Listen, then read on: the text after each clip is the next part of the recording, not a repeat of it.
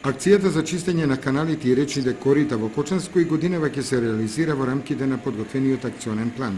Според него се предвидува да бидат исчистени Кочанска и Оризарска река, одводните канали кај селата Градовци, Долни Подлог, Прибачево и Оризари.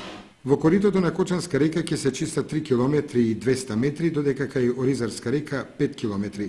За оваа намена ќе бидат потрошени 700.000 денари.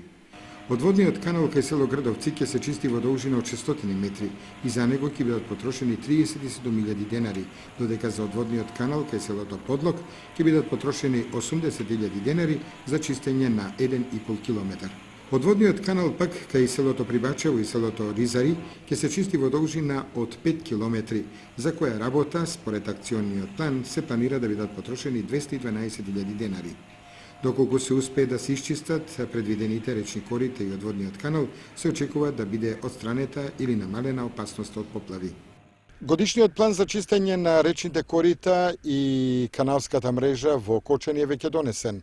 Во активностите ќе се вклучи општината Кочани, меѓутоа и водостопанското предпријатие Брегалница од Кочани, се разбира со финансиска поддршка на владата на Република Македонија.